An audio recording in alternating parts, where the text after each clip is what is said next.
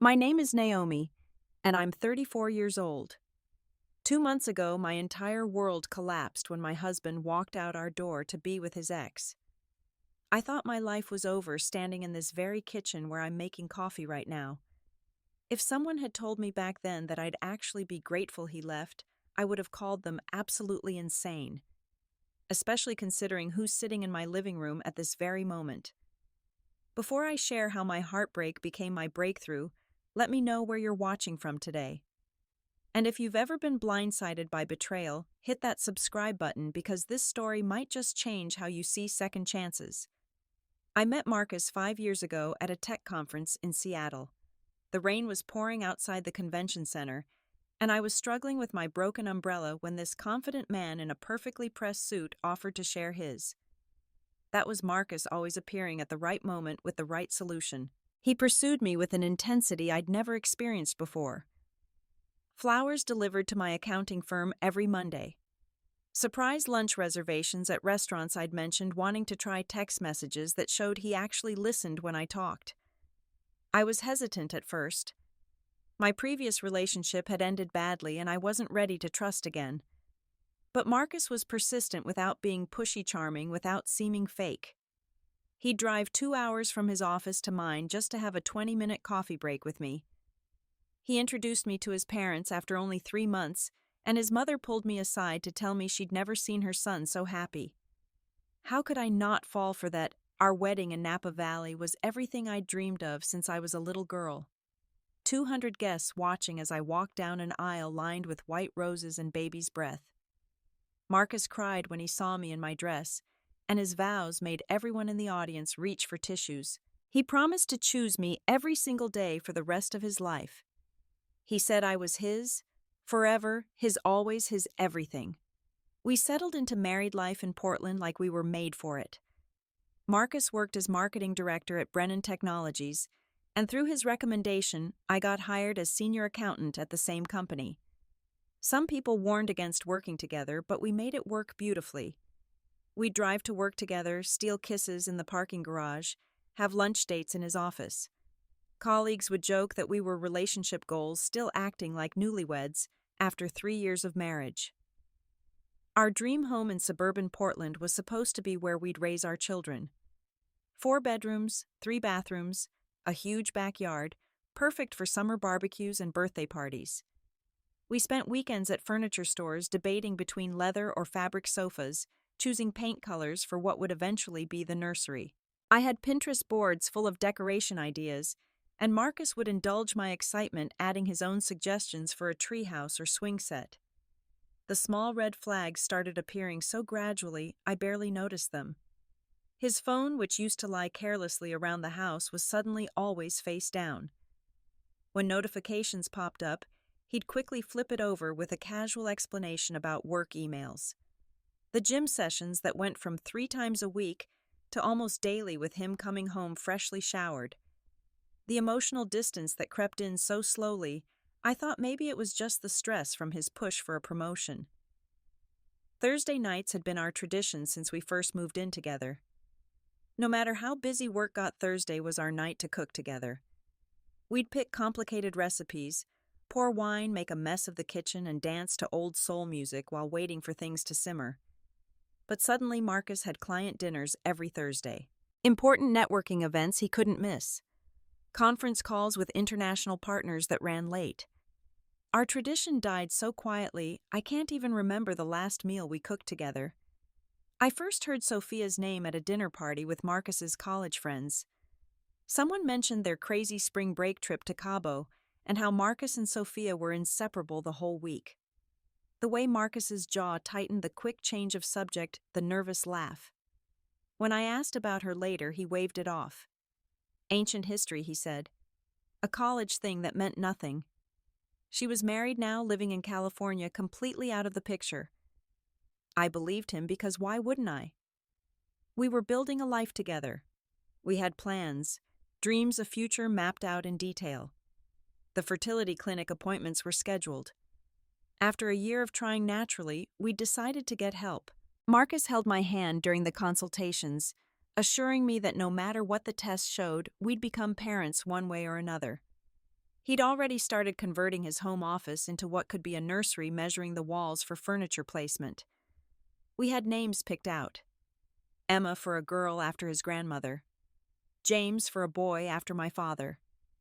His promotion to vice president of marketing came with a significant raise and also significantly more travel. Business trips to San Francisco, Los Angeles, Seattle. Always the West Coast, I noticed later.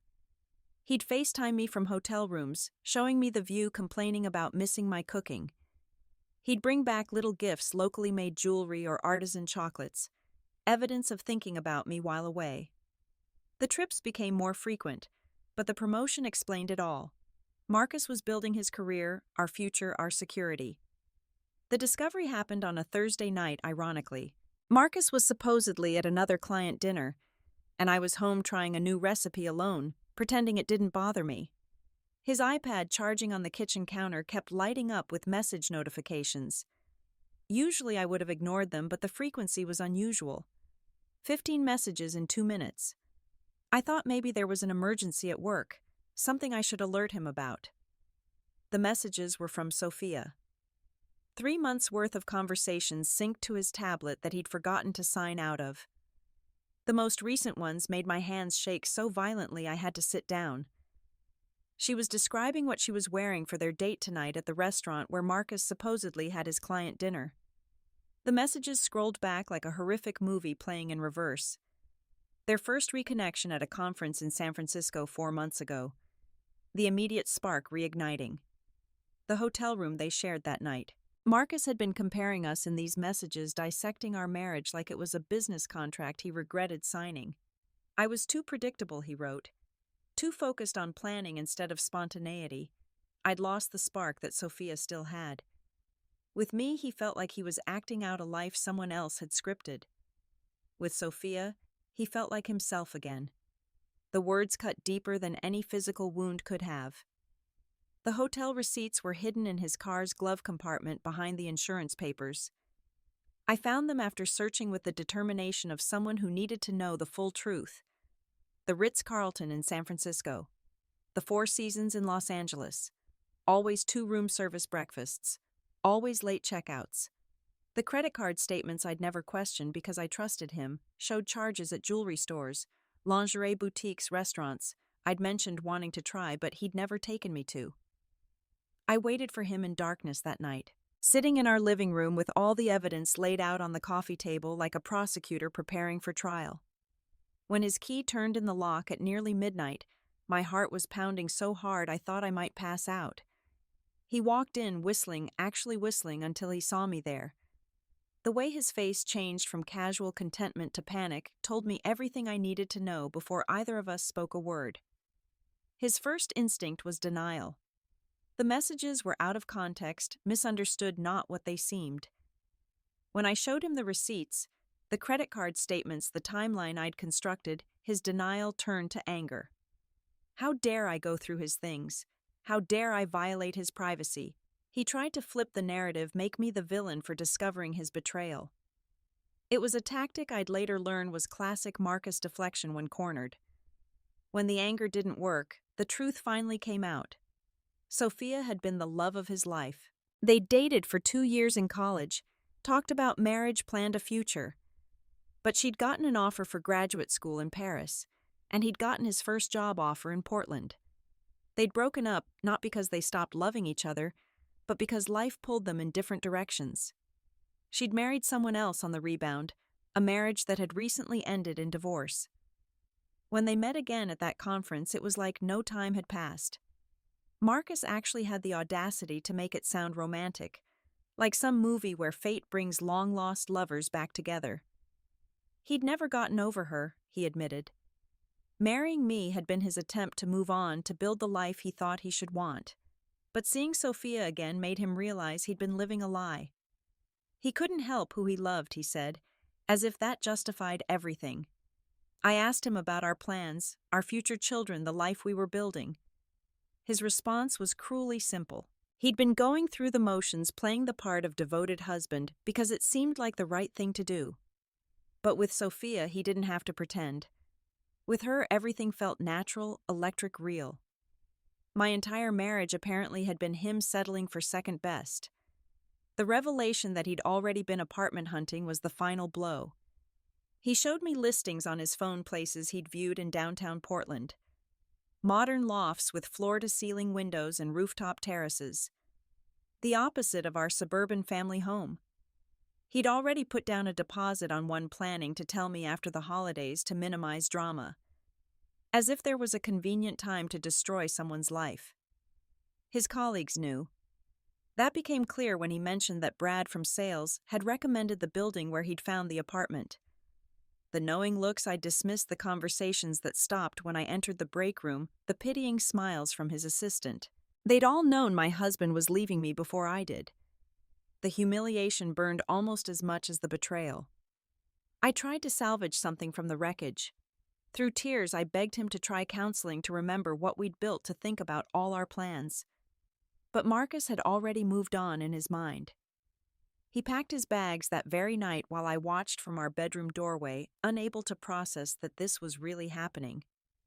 He took his clothes, his laptop, his watch collection, and left everything else, including me. His last words before walking out were perhaps the cruelest. He said I'd thank him one day for being honest, for not wasting more of my time. That I deserved someone who chose me first, not as a consolation prize. Then he walked out our door, got in his car, and drove away to start his new life with Sophia. The sound of his car disappearing down our street was the loneliest sound I'd ever heard. The first morning alone, I called in sick to work because I literally couldn't get out of bed. The sheets still smelled like his cologne, and I found myself clutching his pillow like a life raft in a storm. My phone buzzed with messages from friends and family, word traveling fast through our social circle. Some offered support, others wanted details, and a few admitted they'd suspected something was wrong. Those were the worst, the friends who'd seen signs I'd been too blind or too trusting to notice. Amy, my sister, flew in from Boston immediately. She found me on day 3, still in the same pajamas, surrounded by empty wine bottles and used tissues. The house looked like a grief bomb had exploded. Wedding photos scattered across the floor, our honeymoon album torn apart, the remains of the dinner I'd been cooking when I discovered the truth still sitting on the stove, growing mold.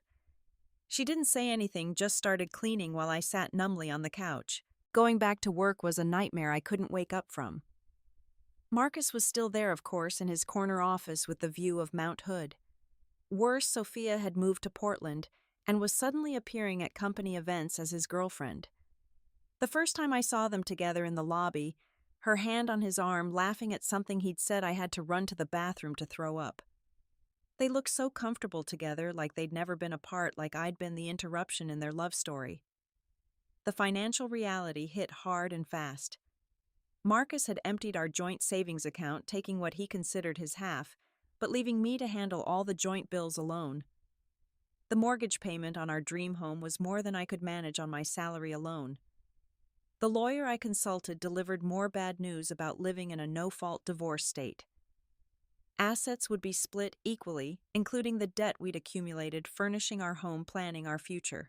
I'd have to sell the house at a loss, or buy him out with money I didn't have. My mother flew in from Texas armed with casseroles and righteous anger. She'd never liked Marcus, she announced as if that helped. She'd always found him too smooth, too perfect, too practiced in his charm. My father, when he finally called, said nothing about Marcus at all. His silence spoke volumes about his disappointment, not in Marcus, but in my judgment. I'd failed at the one thing that mattered in his traditional view of success. The social media torture was self-inflicted but impossible to resist.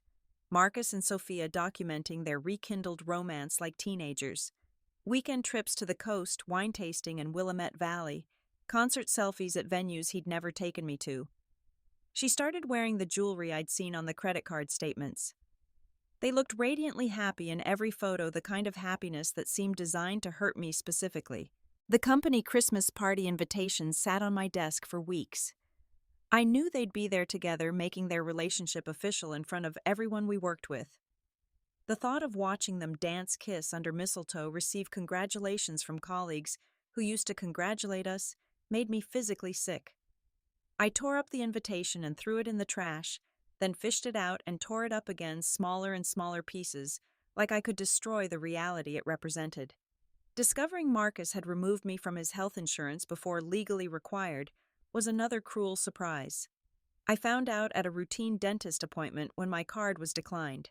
The receptionist's sympathetic look when I explained I was going through a divorce made me want to disappear. Every administrative task became a reminder of how intertwined our lives had been and how carelessly he'd severed those connections. The night terrors started in week 2. I'd wake up at 3 a.m. soaked in sweat, reaching for someone who wasn't there. The anxiety attacks followed, hitting randomly during the day. In meetings at the grocery store, sitting in traffic, my chest would tighten, vision would blur, and I'd have to pull over or excuse myself to remember how to breathe. The doctor prescribed medication, but I couldn't bring myself to take it. This pain felt like something I needed to feel, deserved to feel for being so blind. 20 pounds fell off in 3 weeks. Friends complimented my weight loss, asking about my diet secret, not realizing it was the inability to keep food down, the complete loss of appetite, the way everything tasted like cardboard. Amy forced me to drink protein shakes, threatening to admit me to a hospital if I didn't start taking care of myself. But taking care of myself felt pointless when the person who promised to take care of me forever had abandoned me so easily. The wedding album lived in a box in the garage, but I'd sneak out at night to look through it. Searching for signs, I'd missed studying Marcus's face for hints of deception. But he looked genuinely happy in those photos, especially the one of him spinning me on the dance floor, my dress billowing around us like a cloud. Had he been acting even then, or had he convinced himself he loved me enough to make it work? I'd never know, and that uncertainty tortured me. The holidays were approaching, and I'd already bought Marcus's gifts months in advance. The vintage watch he'd admired in an antique shop, the first edition of his favorite novel I'd tracked down online, the surprise ski trip to Aspen I'd booked for New Year's. Returning everything felt like admitting defeat, but keeping them was worse. The ski resort offered credit for a future trip, and I laughed bitterly at the thought of taking a romantic getaway alone.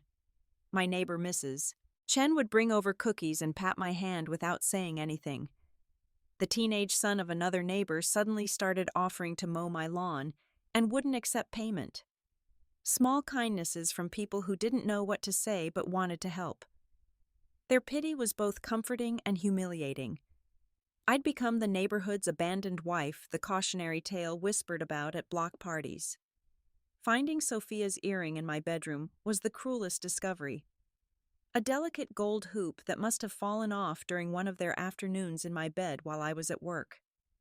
The violation of that sacred space, the image of them together where Marcus and I had tried to conceive our future children, sent me into a rage that resulted in smashed wedding china and holes in the drywall that I'd have to repair before selling the house. Richard Harrison, the CEO of Brennan Technologies and Marcus's direct boss, requested a private meeting with me 3 weeks after Marcus left. I assumed I was being laid off, that having both of us at the company was too awkward. I wore my best suit, prepared to negotiate a decent severance package, prepared to lose the last connection to my old life. Instead, Richard wanted to discuss what he called concerning patterns in Marcus's behavior and performance. Richard had been watching Marcus's work deteriorate for months. Missed deadlines, sloppy presentations, clients complaining about inattention. He'd suspected personal problems, but hadn't known about the affair until the gossip mill made it impossible to ignore. What concerned Richard more was Marcus's ethics violations, using company resources for personal trips, falsifying expense reports to cover his meetings with Sophia, lying about client dinners that never happened. Then Richard shared something unexpected. His own wife had left him 10 years ago for his younger brother. The betrayal had nearly destroyed him, sending him into a spiral that almost cost him his career. He'd been where I was, now questioning everything about himself, wondering what he'd done wrong, why he wasn't enough. The pain in his eyes was old but still visible, like a scar that ached in bad weather. His advice was simple but powerful. Channel the pain into power. Use the anger as fuel for transformation. Don't let Marcus's choice define my worth or my future. He'd learned that success wasn't the best revenge, but it was the best healing. building something from the ashes of destruction, proving to yourself, not anyone else, that you're capable of rising above the person who tried to break you. Richard offered me something that changed everything. The Morrison Industries account, a $5 million contract that Marcus had been trying to land for 2 years. Richard wanted me to lead the presentation, said my attention to detail and financial analysis surpassed Marcus's flashy but shallow approach. It was an opportunity usually reserved for senior management, a chance to prove myself beyond the shadow of being Marcus's wife. My initial instinct was to refuse. I wasn't qualified, wasn't ready, wasn't strong enough to handle that kind of pressure while barely holding myself together. But Richard insisted, seeing something in me I couldn't see in myself yet. He offered to mentor me personally, to stay after hours helping me prepare, to ensure I had every resource needed to succeed. His faith in me was the first light I'd seen in the darkness. We started working together every evening after the regular staff left. Richard would order Chinese food or pizza, and we'd spread out financial projections across the conference room table. He taught me presentation techniques, negotiation tactics, the psychology of corporate sales. But more than that, he listened when I needed to vent, offered tissues, when preparation turned to tears, and never once made me feel weak for struggling. During those late nights, I discovered Richard was more than just a successful CEO. He was a jazz enthusiast with an extensive vinyl collection, a hiker who'd climbed most of the Pacific Northwest peaks, an amateur chef who made his own pasta from scratch. We started talking about more than just work, about books we'd read, places we wanted to travel, restaurants we wanted to try. The conversations became something I looked forward to, a bright spot in days that still felt mostly dark. The Morrison Industries presentation was scheduled for a Tuesday morning. I didn't sleep the night before, running through every slide, every number, every possible question they might ask. Richard met me in the parking lot with coffee and a confident smile. He adjusted my blazer, told me I looked like a future executive, and said Marcus would regret this day for the rest of his life. I didn't care about Marcus's regrets anymore. I cared about proving Richard's faith in me wasn't misplaced. The conference room was intimidating. 12 Morrison Industries executives around a massive table, all looking skeptical about the junior accountant presenting instead of the VP of marketing they'd expected. But when I started talking, something shifted inside me. The numbers made sense, the strategy was solid, and my voice grew stronger with each slide. By the end, they were asking engaged questions, nodding at my answers, exchanging impressed looks. We won the account. $5 million, the largest single contract in Brennan Technologies' history. Richard announced it at the company meeting that afternoon, making sure to emphasize that I'd secured it single-handedly. The applause was thunderous, and I saw Marcus's face in the crowd, shocked and pale. Sophia stood next to him, her expression shifting from confusion to what looked like insecurity. The success with Morrison Industries led to more opportunities. Richard promoted me to senior account manager, a position that reported directly to him rather than through Marcus's department. My confidence grew with each achievement, each successful presentation, each client who specifically requested to work with me. The woman who couldn't get out of bed 6 weeks ago was suddenly being featured in the company newsletter. Late-night work sessions with Richard became routine, but they never felt like work anymore. We'd tackle complex problems while sharing stories from our pasts. He told me about rebuilding his life after betrayal, about choosing to trust again despite the risk, about learning that someone else's inability to see your value doesn't diminish it. His wisdom came from experience, not platitudes, and that made all the difference. I started to realize something profound during those weeks. I hadn't cried in 10 days, then 20. The constant ache in my chest had faded to occasional twinges. I could drive past places Marcus and I had been without feeling like I might crash from the pain. The healing wasn't linear, but it was happening one small victory at a time. Marcus's work continued to deteriorate as mine flourished. He lost 2 major clients due to poor follow-through, missed an important deadline that cost the company a penalty fee, and showed up to a board presentation completely unprepared. The golden boy who could do no wrong was tarnishing rapidly, and everyone noticed. Some whispered it was karma. I thought it was simply Marcus without someone handling the details he'd always ignored. The transformation didn't happen overnight, but looking back, it felt like I became a completely different person in those 2 months. Moving out of our suburban dream house and into a chic downtown apartment was the first major step. The house had become a mausoleum of dead dreams, every room holding memories that hurt to recall. The apartment was smaller, but entirely mine. Floor-to-ceiling windows overlooking the city, exposed brick walls, modern fixtures that Marcus would have called impractical. I decorated it exactly how I'd always wanted but never could, because Marcus preferred minimalism. Bold, jewel-toned pillows, abstract art from local galleries, plants in every corner creating an urban jungle effect. My books, which Marcus had always wanted hidden away, became decorative elements on floating shelves. The kitchen, though smaller, was organized precisely for my cooking style, with herbs growing on the windowsill and copper pots hanging from hooks. The hiking club Richard invited me to join became my weekend salvation. Every Saturday morning, a group of us would tackle a different trail in the Columbia River Gorge or on Mount Hood. The physical challenge quieted my racing mind, and reaching each summit felt like a metaphor for overcoming obstacles. I was getting stronger both literally and figuratively, my legs carrying me up paths I would have thought impossible months ago. Boxing classes were Amy's idea, but they became my addiction. There was something profoundly therapeutic about punching bags while imagining Marcus's face. The instructor, a former champion named Maria, taught me that power came from your core, not just your arms. Every jab, cross, and hook released anger I didn't know I was still carrying. My knuckles bruised, then calloused, then strengthened like my heart. The haircut was spontaneous. Walking past a salon after a particularly good day at work, I decided the long hair Marcus had loved had to go. The stylist transformed my waist-length locks into a sophisticated bob that made my cheekbones pop and my eyes look bigger.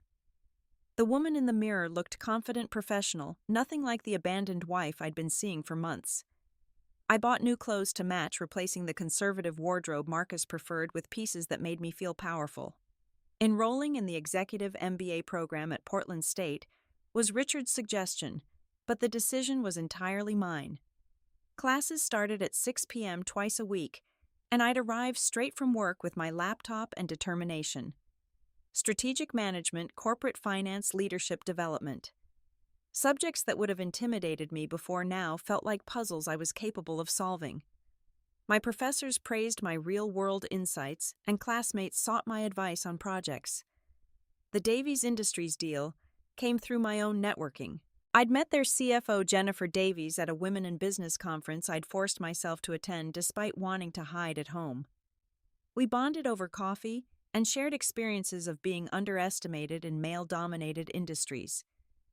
When she mentioned looking for a new technology partner, I pitched Brennan Technologies with a passion that surprised us both. The resulting contract was worth $8 million, surpassing even the Morrison Industries deal. Being featured in Portland Business Journal's 40 Under 40 list was surreal. They wanted to photograph me in my new office, the one with the view that used to be reserved for VPs. The article focused on my rapid rise, my innovative approaches to client relations, my role in Brennan Technologies' record-breaking quarter. They didn't mention Marcus or the divorce. I was finally being recognized for my own achievements, not as someone's wife or ex-wife. My team grew from just me to 12 talented individuals who chose to work under my leadership. I hired carefully, selecting people with diverse backgrounds and fresh perspectives. We became known as the department that delivered results while actually enjoying our work. Friday afternoon brainstorming sessions with craft beer and creative solutions. Monday morning meetings that people actually wanted to attend. The culture Marcus had mocked as too soft was producing hard results. My parents visited for a long weekend, and their reaction to my transformation was everything I'd hoped for. My mother cried happy tears seeing my apartment, my office, my confidence. My father, who'd been so disappointed by my failed marriage, pulled me aside to say he'd never been prouder. He'd been wrong to judge my divorce as failure, when it had actually been the catalyst for my success. Their approval shouldn't have mattered so much, but it did. Completing my first triathlon was a personal victory unrelated to career or relationships. 4 months of training for a goal that was purely mine. Swimming in the Columbia River at dawn, biking through Portland's hills running when my legs screamed to stop. Crossing that finish line, seeing Amy and Richard cheering from the crowd, I felt a sense of accomplishment that no professional achievement could match. I was strong. I was capable. I was enough. The anonymous flowers that started arriving at my office every Monday morning were a mystery I didn't try too hard to solve. Beautiful arrangements of peonies, ranunculus garden roses, never traditional red roses. The cards always said the same thing: a reminder of your worth. I suspected Richard but never asked directly, afraid that confirming it might change something between us that was perfectly balanced as it was. Saturday morning coffee with Richard had evolved from work discussions to something more personal, but not quite romantic. We'd meet at a little cafe in the Pearl District, sharing pastries and conversation that ranged from business strategies to travel dreams to philosophical debates about happiness. He never pushed for more, respecting that I was still healing, still becoming whoever I was meant to be after Marcus. But the way he looked at me sometimes made my heart race in a way it hadn't in years. My transformation wasn't just external. In therapy, I was unpacking years of subtle diminishment I hadn't recognized while inside the marriage. The way Marcus had made decisions unilaterally while making me think I'd participated. How he'd dismissed my achievements while expecting celebration of his. The thousand small ways he'd made me smaller so he could feel bigger. Understanding these patterns helped me recognize my own strength had always been there, just suppressed. The company board started including me in strategic planning meetings, seeking my input on major decisions. Richard made sure everyone knew my contributions, never taking credit for ideas I developed. When the topic of promoting someone to VP of Strategic Development came up, several board members looked directly at me. Marcus, sitting at the far end of the table, looked like he'd swallowed something bitter. His own position was increasingly precarious as his performance continued declining. I ran into Sophia at a coffee shop on a random Tuesday afternoon. She was alone waiting for a drink, and we made awkward eye contact. Instead of fleeing like I wanted to, I walked over and said hello. Up close, she looked tired, stressed, less radiant than in the social media photos. She mumbled something about being sorry for how things happened. I realized with absolute clarity that I felt nothing. No anger, no hurt. Just a vague pity for someone who'd settled for a man capable of betraying his wife. The moment I realized I hadn't checked Marcus's social media in over a month was quietly momentous. I'd been so busy living my own life that monitoring his had become irrelevant. When a colleague mentioned seeing him and Sophia arguing at a restaurant, I felt no satisfaction, no curiosity, just indifference. The opposite of love wasn't hate, I learned. It was simply not caring anymore. Saturday evening, exactly 2 months and 3 days after Marcus walked out, I was preparing dinner for Richard. Nothing romantic, we'd insisted to ourselves, just friends sharing a meal. He'd brought an expensive Barolo to pair with the ossobuco. I was making a recipe I'd perfected during my solitary Friday nights. We were laughing about a disastrous client meeting we'd salvaged together when the doorbell rang. I wasn't expecting anyone. Richard wasn't either, based on his curious expression. Through the peephole, I saw Marcus standing there with a bouquet of red roses, the kind he'd brought me after our first date, after fights, after forgotten anniversaries. The same apology roses that had lost their meaning through repetition. My heart didn't race. My hands didn't shake. I felt oddly calm as I opened the door, like I was watching a scene I'd already rehearsed in my mind. Marcus had practiced his speech, that much was obvious. The words came out smooth and measured. He'd made a terrible mistake. Sophia wasn't who he'd remembered or imagined. The reality of being with her full-time had shattered the fantasy he'd built during their affair. She was demanding, jealous, insecure about his past with me. The very spontaneity he'd found exciting had become exhausting chaos. He'd confused intensity with love, novelty with happiness. The truth came out in pieces. Sophia had been using him to make her ex-husband jealous, a game Marcus only discovered when the ex-husband inherited substantial money from his grandmother, and suddenly Sophia was confused about her feelings. She'd moved back to California 2 weeks ago to work things out with her ex, leaving Marcus with a broken lease on an expensive apartment and the humiliating realization that he'd been the rebound, not the love story. He was still talking something about counseling and second chances when he noticed Richard's jacket on the coat rack. Not just any jacket, but the distinctive leather one everyone knew Richard wore. His eyes tracked to the dining table set for two, the wine glasses, the intimate atmosphere.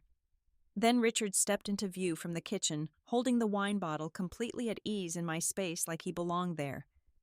The color drained from Marcus's face so dramatically, I thought he might faint. Richard, his boss, the CEO of the company where Marcus was barely hanging on to his job, was in my apartment on a Saturday night.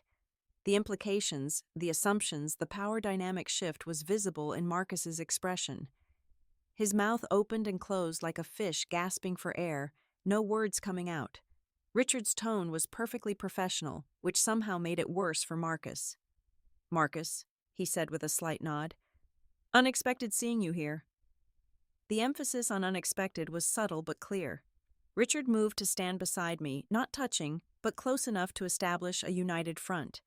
The CEO and his star employee together, while Marcus stood on the outside looking in. Marcus started stammering about not knowing, about just wanting to talk to me, about not meaning to interrupt. The roses in his hand drooped forgotten as he tried to process the scene. His boss, the man who controlled his career, was having dinner with his ex-wife. The ex-wife he'd discarded for someone better. The ex-wife who was now outperforming him at every level. The irony was so perfect it felt scripted. I found my voice, and it was steady, strong, almost amused. I told Marcus there was nothing to talk about. He'd made his choice, and I'd made mine. The life he'd walked away from had continued without him, evolved without him, improved without him. I didn't say it cruelly, just matter-of-factly, like discussing the weather or quarterly reports.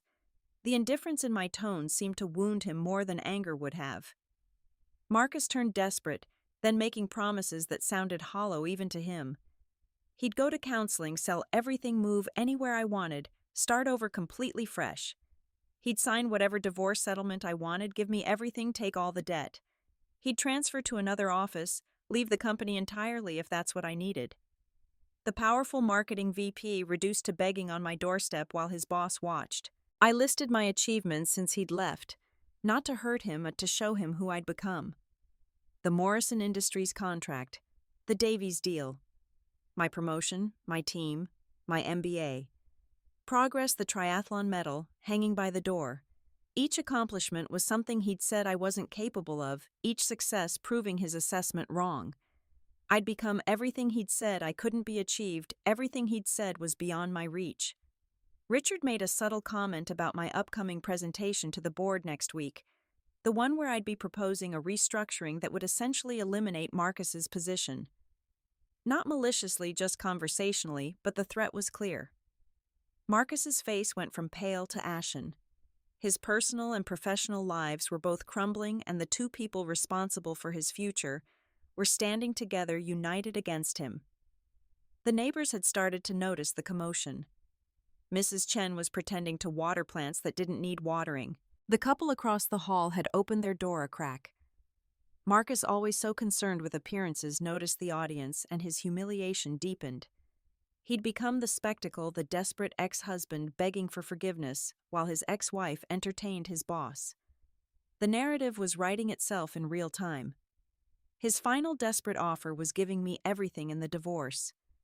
The house sale precedes his retirement accounts, the investment portfolio.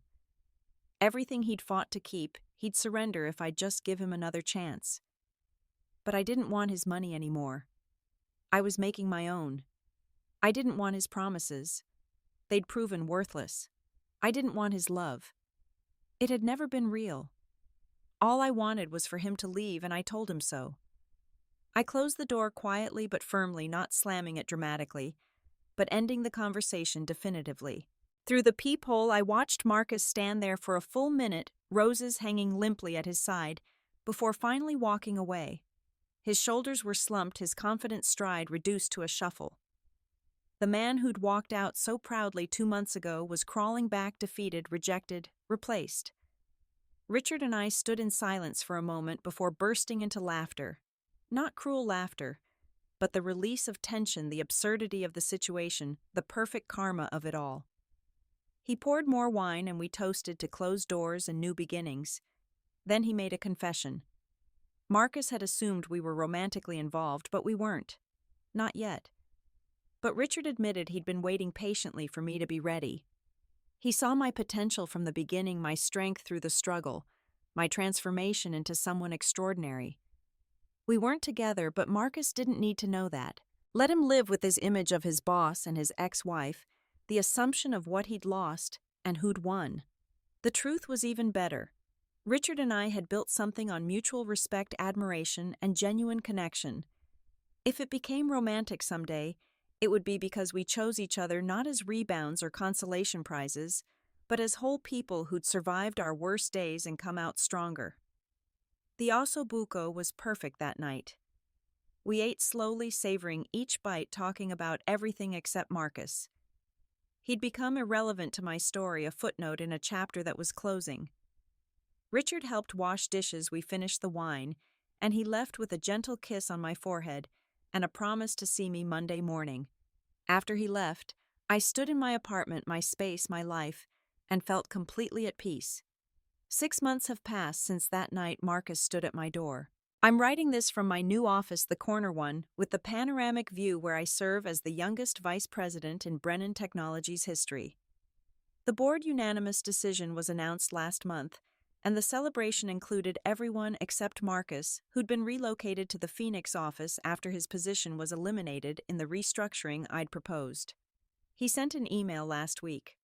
A long, self-pitying message about learning from mistakes and growing as a person.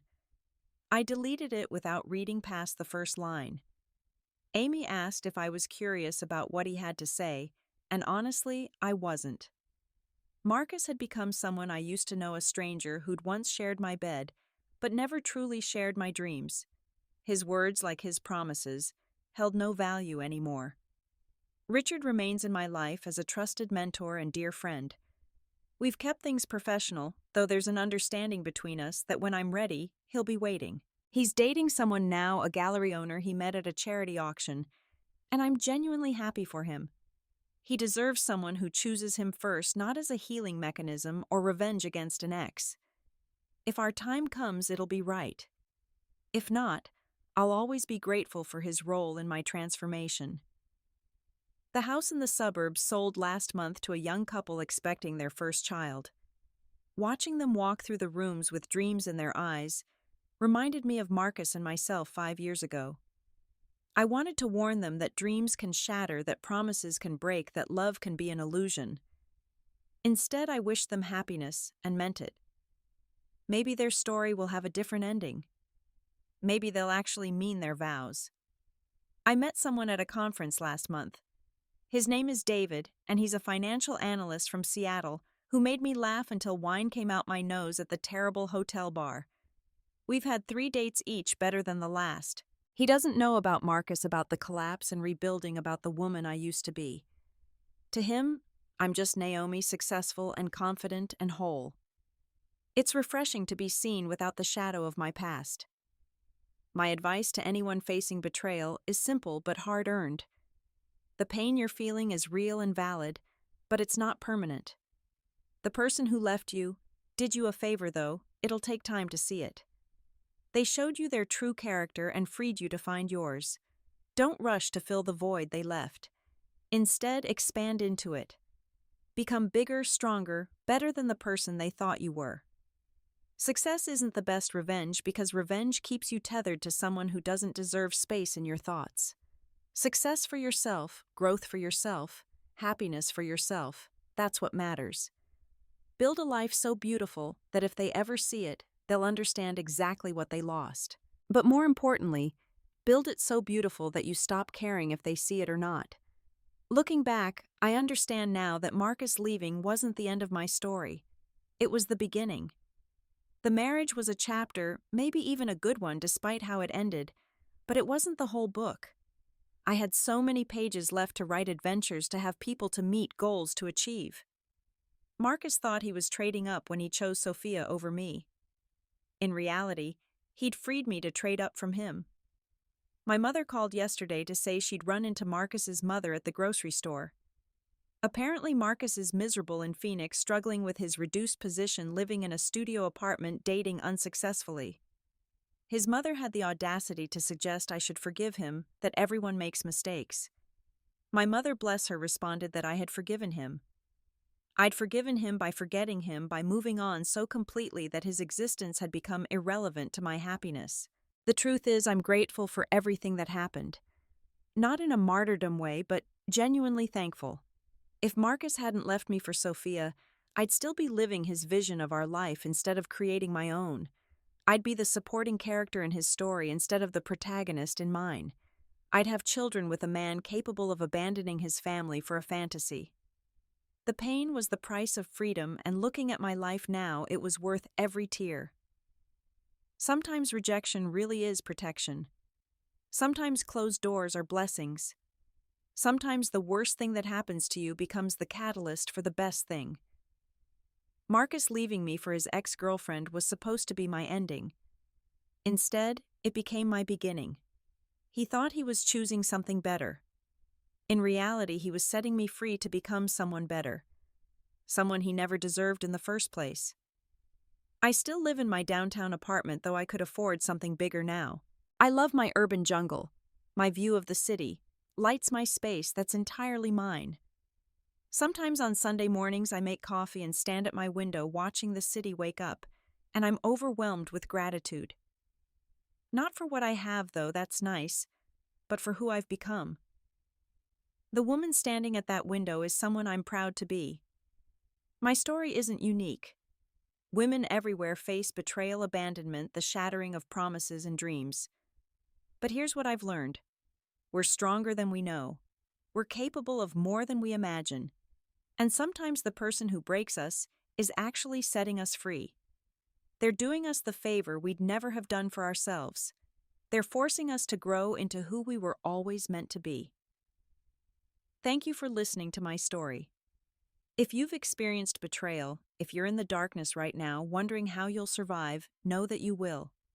More than survive, you'll thrive.